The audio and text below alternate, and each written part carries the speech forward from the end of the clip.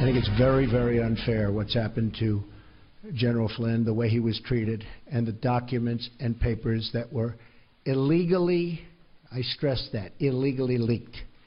Very, very unfair.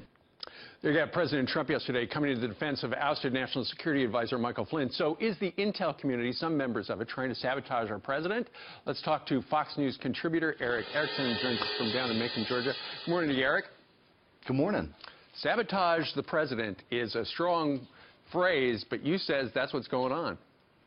It certainly seems like it. And remember, the intelligence community has a long history of doing this. They leaked information damaging to Bill Clinton, George Bush, and Barack Obama when it served their interests. So Donald Trump's no different. They don't think they work for the president. The president seemingly works for some of them. And it's not all the intelligence community. Most of the intelligence community is very good. But there do appear to be some Democratic loyalists very upset that he wants to roll back the Iran deal. Well, you know, that just doesn't seem the way things are supposed to work. You know, people are in the Trump administration at these various intel community agencies, and so they're supposed to be working for the greater good of the United States and not a political vendetta.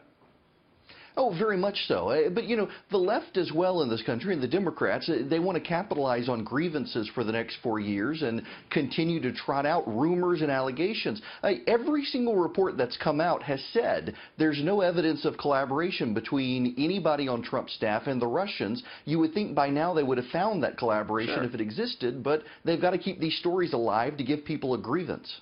And that goes to what we were talking about a little while ago, where Mr. Trump himself, President Trump, said in the East Room yesterday, he talked about, you know, what they woke up the next day after the big loss and Trump won and they needed an explanation.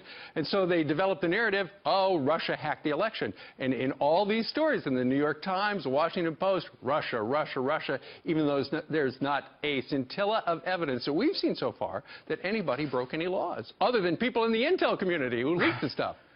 Right. A buddy of mine, Ben Domenech, yesterday noted in the Federalist, his website, that this is becoming the new birtherism, that this is the way that the left is explaining this as a grand conspiracy theory. There's no evidence of it, none. This is their version of birtherism. Putinism is what the left is believing. And unfortunately for the American people, so many members of the mainstream media are of the left that they're giving a lot more credibility to this than they ever gave to the birtherism nonsense. That is a good point. Of course, members of the mainstream media, we just ran a soundbite from Jim Acosta over at CNN, the guy who famously yelled at the president-elect during that transition period over at Trump Tower. He says the fix is in because yesterday the president called on CBN and Town Hall and not him.